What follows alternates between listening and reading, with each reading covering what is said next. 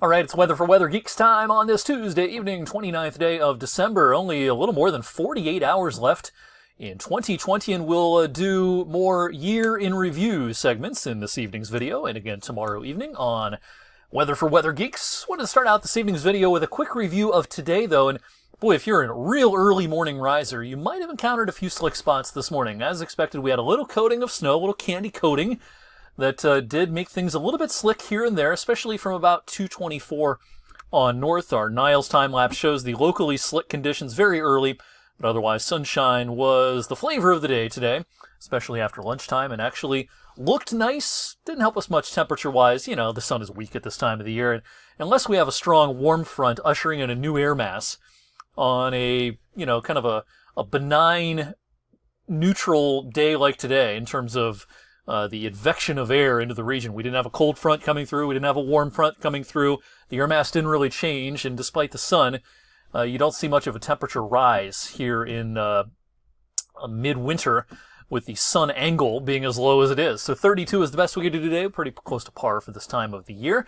We actually registered 0.8 inches of snow at the airport with those early morning flurries and snow showers, bringing our monthly total to 29.6, likely our final total for the month, and it makes it the second snowiest December on record for our area, just trailing 10 years ago, 2010, when we had over 50 inches of snow at the airport. We're not going to see anything like that this year, and that's a record that we're going to have a hard time breaking. It's really hard to get 50-plus inches of snow in the month of December.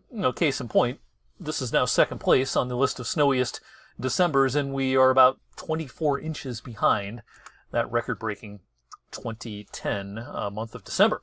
All right, I posted this on social last evening in case you missed it. I kind of compiled what I think are kind of the main weather stories in 2020. Certainly there are a few other notable weather happenings this year, but this was my top five. The warm, and kind of in chronological order. So the warm winter of last year, of course, continued during the middle and latter portions of the season, with January and February being the 11th warmest January-February combo on record. And the warmth, of course, continued into March, and we only had a trace of snow at the airport in March, tying for the least amount of snow we've ever registered in the month of March at the Youngstown Warren Airport. Later in the spring, we had a tornado that moved through eastern Columbiana County. It actually ended up being two tornadoes in a very similar area, right around the Nagley area. And then later in the early summer, on June 10th, we had a tornado in the Hanoverton area and one around Washingtonville, Latonia, that caused some damage. And that was it for tornadic activity across our region this year. We had no tornadoes in Trumbull and Mercer County, and aside from the one that just barely got into Mahoning County with that June 10th tornado, Mahoning County otherwise was spared tornadic activity in 2020. Things got pretty dry late in the summer. Now, overall, it was kind of a beautiful summer weather-wise. We had a lot of very pleasant days. We had a lot of warm weather. We had double digits, 90-degree temperatures this summer, but when it wasn't stinking hot, it was a pretty nice summer, and we had a long stretch where it just didn't rain much at all during the second half of the summer season. And, of course, the year ended with a bang, with record snowfall at Christmas time, the third snowiest Christmas Eve and the snowiest Christmas Day on record. December is going to end up a little over 3 degrees warmer than average. Many, many months, of course, this year warmer than the average, with April being the exception. And May was just about exactly average, but April was the only month with significant cool temperature anomalies. But yeah, every other month was warm. The warmest compared to the average was actually January, finished at 8.2 above the average. I showed you this last evening in case you missed it. Last 3 years, just, consistent warmth. We've only had a handful of cooler than average months.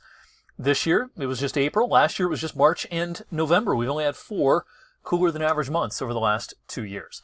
As far as precipitation in 2020, I don't have a legend on this graphic. I apologize for that. But if you look carefully, the deeper reds here are the higher amounts of precipitation this year, and roughly 224 on north is where we had the higher amounts of precipitation.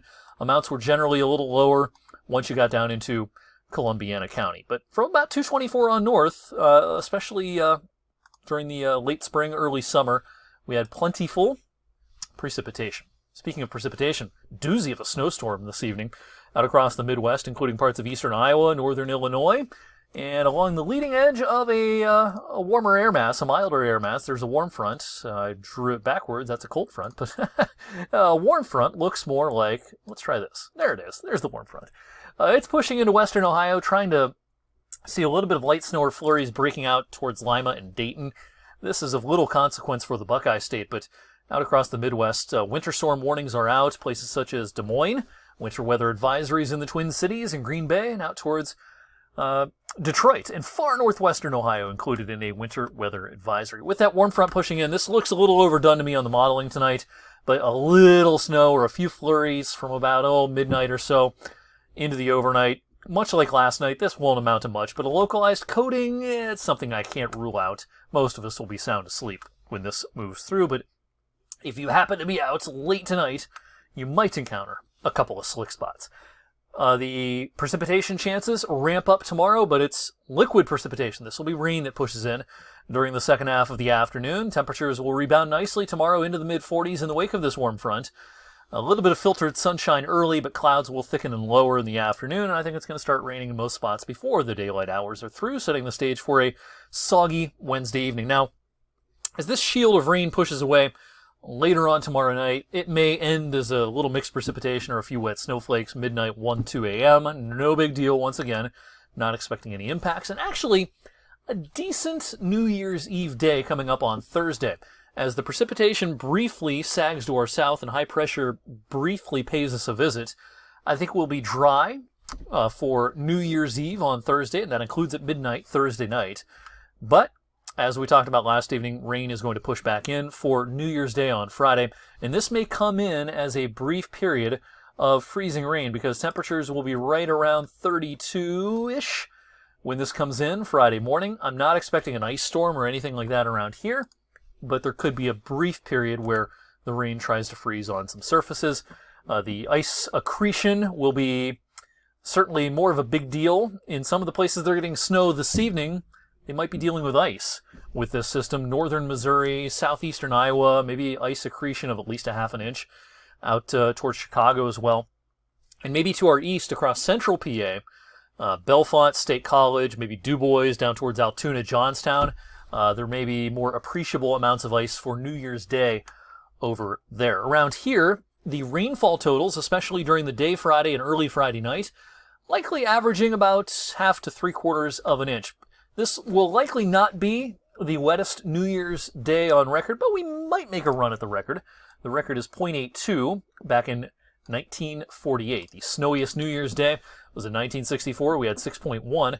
More recent New Year's Days, we've had quite a variety. Last year, as we welcomed in 2020, we had a high of 37, just a little above average, kind of a benign weather day. But in 2018, we had a low of -1 and a high of only 13. Then a year later, as 2019 got underway, we had a high of 60 degrees. Longer range is looking mild. As we welcome in 2021, I don't see any Arctic air in the pattern through the first week to 10 days. What happens beyond that could be potentially interesting, as we may have some interesting things going on in the very high latitudes up near the pole. Maybe a polar vortex split that sends some cold air down to the mid-latitudes, maybe across North America, maybe more aimed at Europe. There's a lot of uncertainty as we go into mid to late January, but high confidence that the first week to 10 days of January will be pretty balmy compared to the average. All right. Hope you'll tune in again tomorrow evening on Weather for Weather Geeks. We'll talk more about the year in review, 2020, and we'll do an updated January outlook showing what we expect as far as temperatures and precipitation for the entire month of January. Again, right now, there's a fair amount of uncertainty, I think, for the second half of the month, but we'll take a stab at the forecast anyway on Wednesday evening's edition of the Valley's most in-depth weather forecast.